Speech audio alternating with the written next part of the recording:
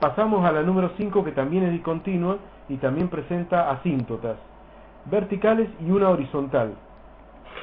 El dominio está formado por todos los números reales, con la excepción de una serie de dos números aislados donde no existe la función, que son en x igual a menos 2 y en x igual a más 4. Para esos dos valores no existe el valor de la función, porque justo ahí están los dos polos o asíntotas verticales, así que el dominio de la función son todos los reales menos esos dos puntos aislados.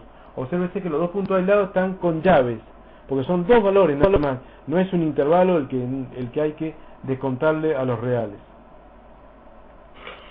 La imagen de la función, si proyectamos todos los puntos de la curva, que es una sola, algunos alumnos piensan que son tres funciones, pero es una sola función, por supuesto que es discontinua. Si vamos proyectando todos los puntos de la curva sobre el eje Y para ver el conjunto imagen, vamos a ver que en la parte inferior Y toma todos los valores de menos infinito hasta un máximo relativo que corresponde al valor aproximadamente de 0,9 negativo, menos 0,9, o sea, de menos infinito hasta menos 0,9 es el trazo del medio, el trazo central, que proyectado sobre el eje Y da ese intervalo, en unión con el otro conjunto que forma parte de la imagen desde 0 a infinito, porque si proyectamos los dos arcos que están a derecha y izquierda, las dos ramas que están a derecha e izquierda sobre el eje Y, vemos que toma todos los valores de 0 a infinito sin tomar el 0, porque se va haciendo asintótica a X, al eje X, las dos ramas, la de la derecha y la de la izquierda. Así que la imagen tendría esas características. Observen que el primer intervalo de menos infinito hasta menos 0,9 es cerrado en el 0,9 negativo, o sea, corchete. Eso es debido a que ese menos 0,9 es una especie de vértice, digamos, en realidad no es vértice porque no es parábola, pero es una especie de, en realidad es un máximo relativo, y por lo tanto lo toma verdaderamente la función, así que ese 0,9 es cerrado, no así el 0 del siguiente intervalo, que es abierto. Ese sería entonces el conjunto imagen. Observemos que la Y, los únicos valores que no toma la Y son aproximadamente desde 0, que Y no vale nunca 0, hasta, o mejor dicho, desde menos 0,9 hasta 0, o sea, de menos 0,9 hasta 0, si tomamos una recta imaginaria horizontal y barremos, vamos a ver que no corta la gráfica solamente en ese pequeño intervalo de entre menos 0,9 y 0.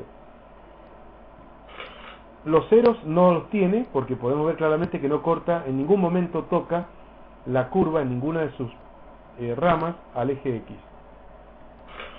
Sin embargo, los conjuntos de positividad y de negatividad, si bien no hay ceros que marquen el comienzo y el fin de cada conjunto de positividad y de negatividad, sí hay polos o asíntotas verticales que sí marcan el comienzo o el final de intervalos de positividad y de negatividad.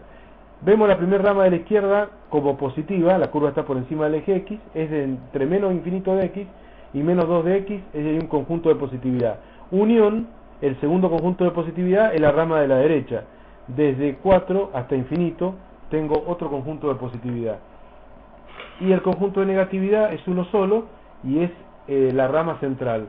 Entre menos 2 de X y 4 de X, abierto siempre en todos los extremos, tanto de los conjuntos de negatividad como de positividad, entre menos 2 y 4 vemos a la función por debajo del eje X, por lo tanto es un conjunto de negatividad.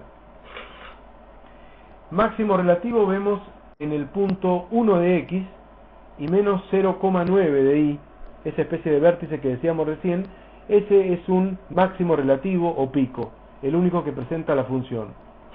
Y como vemos, mínimos relativos no tiene, en ningún momento tiene mínimos relativos o valles la función. Como intervalo de crecimiento notamos que la función crece en la primera rama de la izquierda entre menos infinito y menos 2.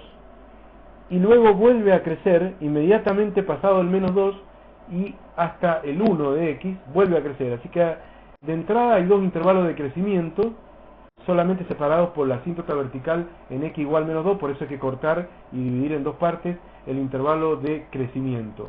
En cuanto al intervalo de decrecimiento, vemos que también son dos y están uno a continuación del otro. Entre 1 de X y 4 de X vemos que la curva decrece. en unión con 4 infinito. Lo tengo que cortar en 4 porque en 4 hay un polo o asíntota vertical, pero luego de 4 infinito la vemos de nuevo decrecer a la función. Entonces son dos intervalos de crecimiento uno detrás de otro y después dos intervalos de decrecimiento también uno detrás de otro, cortados en este caso por las asíntotas verticales. La ordenada al origen o f de 0 vemos que es igual a menos 1, es el punto donde la gráfica corta al eje y, y observamos que no tiene máximos absolutos porque se va hasta más infinito en algunos tramos, ni tampoco tiene mínimo absoluto porque se va hasta menos infinito en otros tramos, por lo tanto no tiene extremos absolutos. Pero lo que sí tiene son asíntotas, y hay dos asíntotas verticales o polos en x igual a menos 2 y en x igual a más 4, y una asíntota horizontal que no está marcada en línea de punto porque se encimó con el eje x, básicamente, pero es el eje x, o sea la recta de ecuación y igual a 0, o también llamada función nula, que es coincidente con el eje x, que se comporta como una asíntota horizontal. Entonces esas son las tres asíntotas que presenta la función. Aquí terminamos el análisis del quinto ejercicio.